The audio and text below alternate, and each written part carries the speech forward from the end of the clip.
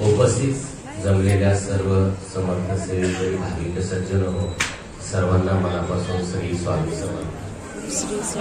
श्री स्वामी समर्थ.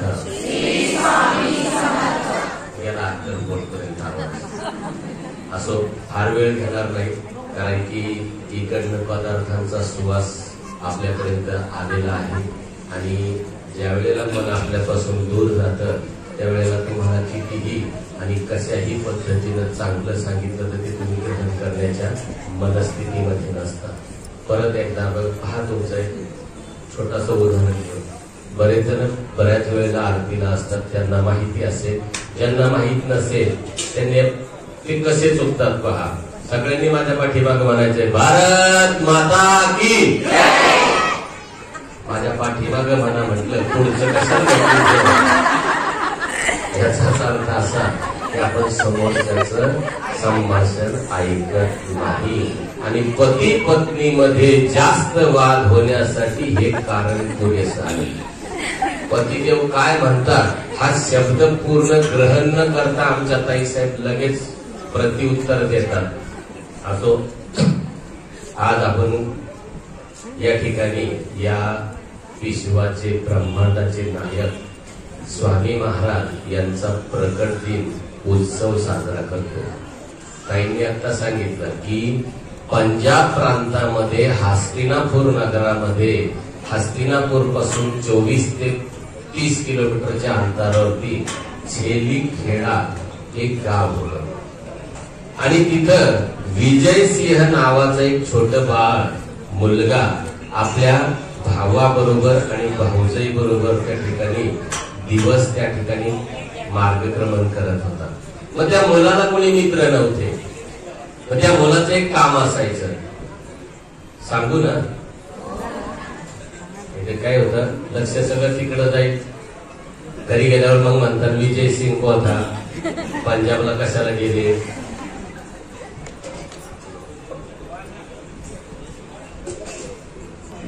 हा मुलगा काय करायचा, एका निर्जन जागेवरती फार मोठं वडाचं झाड होतं आणि त्याच्यामध्ये एक देवळी होती.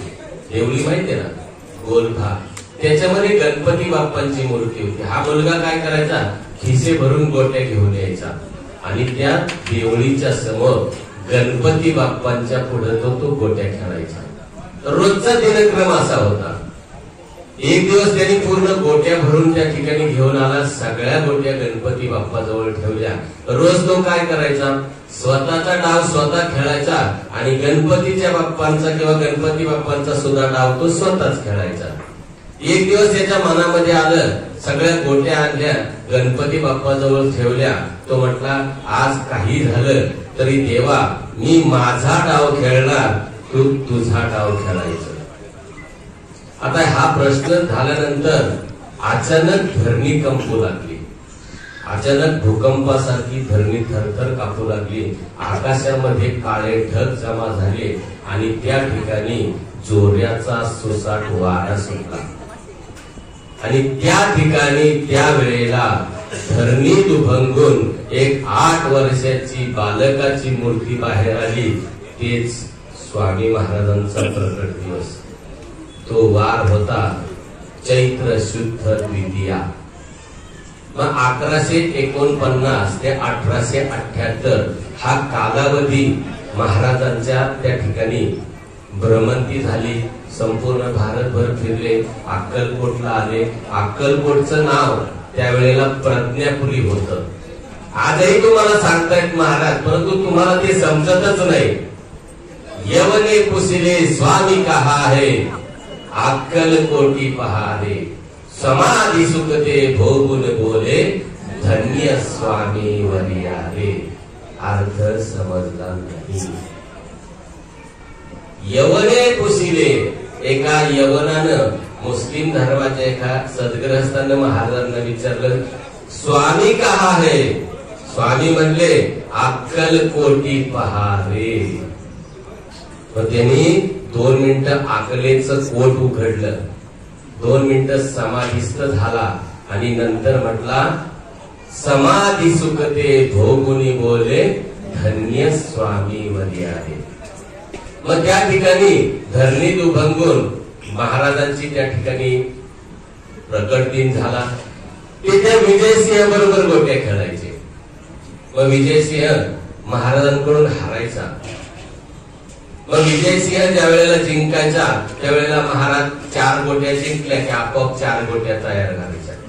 असं करता करता संपूर्ण माळ रानावर त्या छेली गाड्या खेडा गावामध्ये सगळीकडे गोट्याच गोट्या दिसल्या. याचा अर्थ असा की महाराजांनी सांगितलं मी चराचरामध्ये आहे. महाराजांनी ज्या वेळेला अक्कलकोट मध्ये होते त्यावेळेला म्हणायचे मीच राम होतो, मीच कृष्ण होतो आणि मीच स्वामी आहे. पण आपण काय करतो, रामाकडे पाहताना वेगळ्या अवताराने पाहतो, कृष्णाकडे अवतार वेगळ्या पाहतो. मग अशा पद्धतीनं त्या ठिकाणी महाराज त्याला विजयसिंहाला परत भेटण्याचा त्या ठिकाणी निश्चय करून अंतर्धान पावले भारत भ्रमण केलं. अक्कलकोटला आले.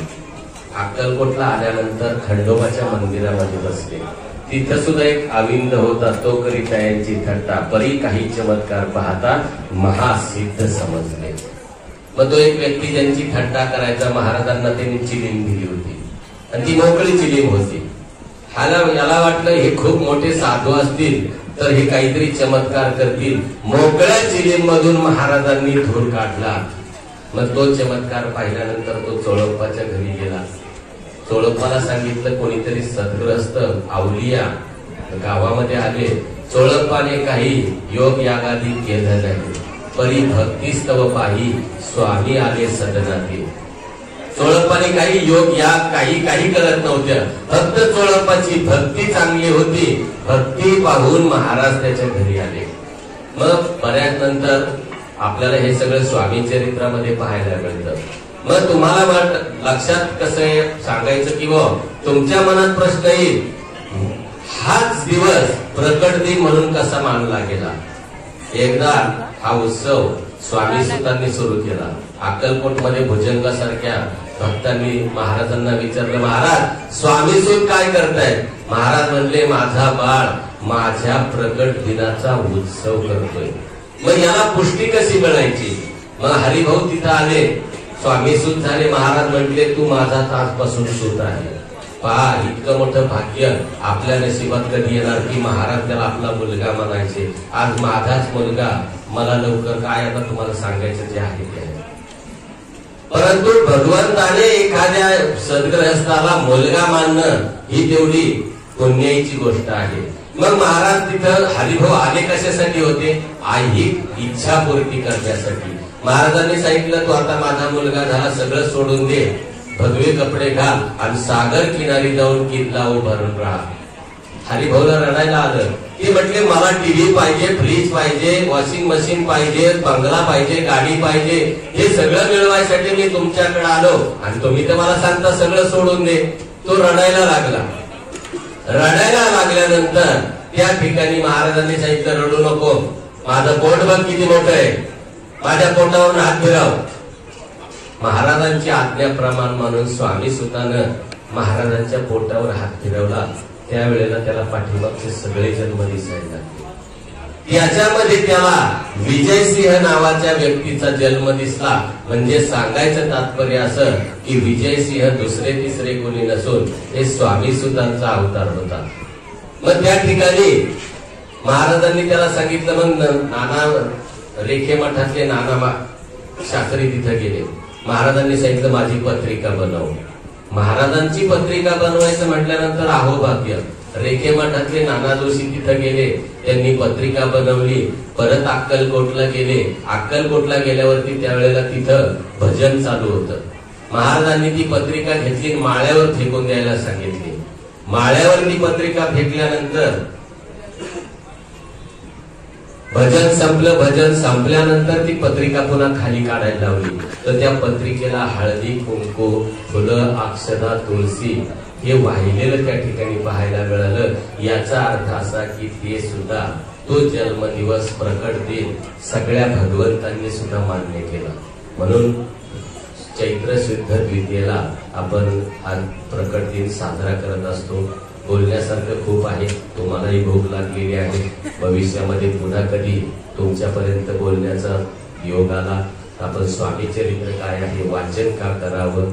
कारण की स्वामी चरित्र जो वाचतो ऐकतो त्याचं चारही पुरुषार्थ येते हातात. धर्म अर्थ काम आणि मोक्ष याच्यासाठी आपण जगत आहोत. त्यातले 3 महत्वाचे आहेत. धर्म अर्थ आणि काम. मोक्षासाठी मला नाही वाटत कोणी धडपडतं. असो झालेली सेवा महाराजांच्या चरणी अर्पण. बोलताना काही शब्द चुकले असतील कोणाचं मन दुखावलं असेल तर जाहीरपणे दिलगिरी व्यक्त करतो. श्री स्वामी समर्थ.